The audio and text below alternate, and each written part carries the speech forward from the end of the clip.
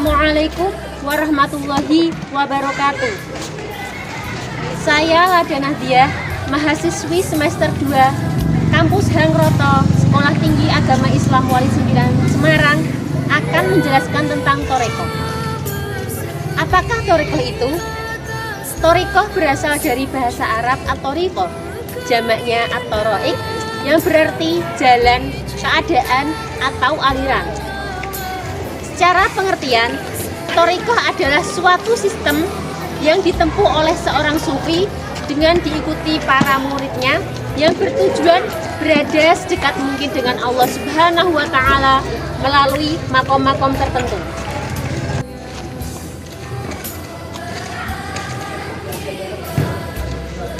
Lalu, bagaimanakah sejarah Thorikoh Qadiriyah wa Naqsabandiyah al-Utsmaniyah? Thorikoh dan sosok Kiai Haji Ahmad Asrori Al-Ishaqi radhiyallahu an selaku mursyid Thorikoh Qadiriyah wa Naqsabandiyah al-Utsmaniyah. Konon, Kiai Haji Utsman Al-Ishaqi radhiyallahu an adalah murid kesayangan dari Kiai Haji Romli Tamim Perjoso, Jombang, Jawa Timur. Beliau dibeat sebagai mursyid. Kemudian, sekitar tahun 1977, beliau mendirikan kegiatan sendiri di kediamannya, yaitu di Sawah Pulau Surabaya. Sepeninggal Kiai Utsman Al-Ishaqi radhiyallahu an, tongkat estafet kemursidan kemudian diberikan kepada putranya, yaitu Kiai Haji Minanur Rahman Al-Ishaqi, sebelum akhirnya ke Kiai Haji Asrori Al-Ishaqi radhiyallahu an. Konon, pengalian tugas ini berdasarkan wasiat Kiai Utsman Al-Ishaqi radhiyallahu an menjelang wafatnya. Di tangan Kiai Asrori radhiyallahu an, jamaah yang hadir semakin membludak. Uniknya, sebelum memegang amanah itu, Kiai Asrori Al-Ishaqi radhiyallahu an memilih membuka lahan baru, yakni di kawasan Kedinding Lor, Surabaya, yang dulu masih berupa tambak pada waktu itu. Di atas lahan seluas 2,5 hektar itu, beliau mendirikan sebuah pondok pesantren Al-Fitrah dengan ribuan santri putra dan putri dari berbagai pelosok tanah air. Jamaah Al-Hikmah sebagai wadah, apakah itu? Sadar bahwa manusia tidak akan hidup selamanya di dunia, Kiai Haji Asrori Al-Ishaqi radhiyallahu an telah berpikir jauh ke depan untuk keberlangsungan pembinaan jamaah yang sudah jutaan jumlahnya. Di sisi lain, banyaknya murid juga mengundang kekhawatiran dari sang guru karena mereka tidak akan terurus dan terorganisir dengan baik, sehingga pembinaannya pun kurang termonitor. Kondisi inilah yang mendorong beberapa murid senior memiliki gagasan untuk perlunya membentuk suatu wadah, di samping dorongan yang cukup kuat dari Kiai Haji Asrori radhiyallahu an. Sehingga diharapkan dengan terbentuknya wadah bagi para murid-muridnya dapat lebih mudah melaksanakan amalan-amalan dari gurunya. Lalu, beliau menggagas Al-Hikmah, sebuah jamaah yang sebagian besar anggotanya adalah penganut Thorikoh Qadiriyah wa Naqsabandiyah. Sedangkan nama Al-Utsmaniyah dinisbatkan kepada abahnya, yaitu Kiai Haji Utsman Al-Ishaqi radhiyallahu an. Jamaah ini bersifat inklusif karena tidak memihak salah satu organisasi sosial politik manapun. Kiai Haji Ahmad Asrori Al-Ishaqi radhiyallahu an menjadi magnet tersendiri bagi sebagian kaum, khususnya ahli thorikoh, karena kesibukannya melakukan pembinaan jamaah yang tersebar di seluruh pelosok tanah air hingga mancanegara. Beliau menyediakan waktu khusus untuk para tamu, yakni tiap hari Ahad.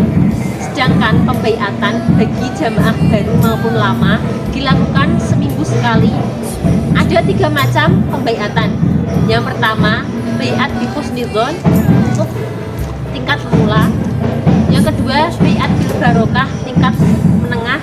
Dan yang ketiga, baiat bi tarbiyah tingkat tinggi.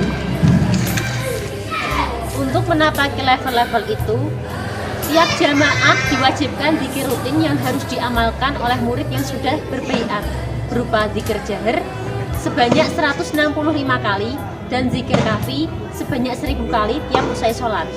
Kemudian ada zikir mingguan berupa khususi yang umumnya dilakukan jamaah per wilayah, seperti di Kecamatan Gubuk yang berpusat di Desa Kroto.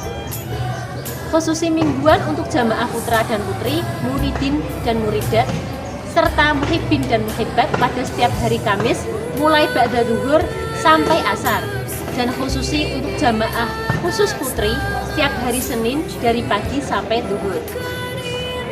Sedangkan majelis manakib rutin bulanan di Desa Kroto setiap malam 17 Hijriah yang disebut dengan Pitulasan.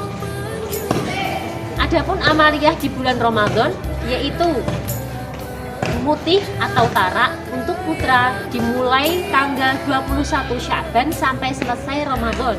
Sedangkan putri mulai 1 Ramadan sampai selesai Ramadan kecuali malam Jumat. Yang kedua, membaca 3 macam sholawat masing-masing 100 kali, kecuali untuk malam Jumat yaitu masing-masing 1000 kali. Yang ketiga, zawiyah mengadakan sholat tasbih seminggu sekali.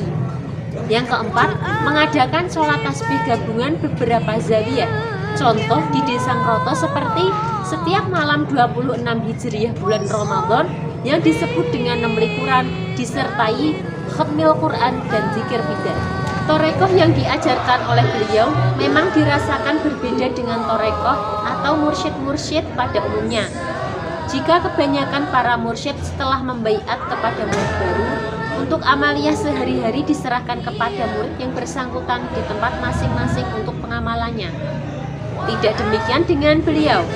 Beliau sebagai mursyid torekoh Qadiriyah wa Naqsabandiyah Al-Utsmaniyah memiliki tanggung jawab besar, yakni tidak sekedar membaiat kepada murid baru kemudian tugasnya selesai.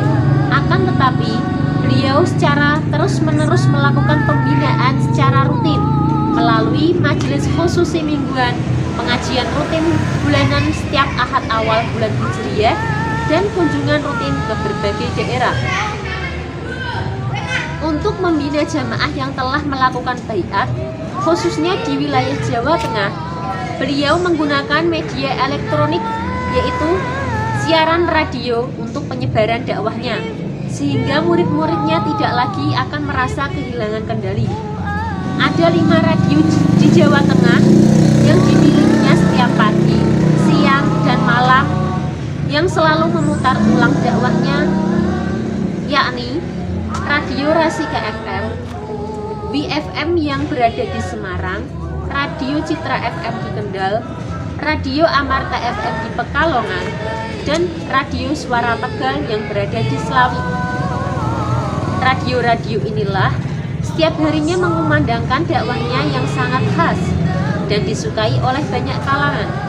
Meski mereka tidak atau belum berbaiat, bahkan ketemu saja belum pernah, toh tidak ada halangan baginya untuk menikmati suara merdu yang selalu mengumandang lewat istighosah di siaran radio. Kemudian juga dapat didengar lewat manakib rutin mingguan dan bulanan, serta acara-acara khusus seperti Haul Akbar. Begitulah sejarah singkat tentang Thariqah Qadiriyah wa Naqsabandiyah Al-Utsmaniyah. Saya Lada Nahdiah, mohon maaf bila ada kesalahan, mohon undur diri. Sekian, wassalamualaikum warahmatullahi wabarakatuh.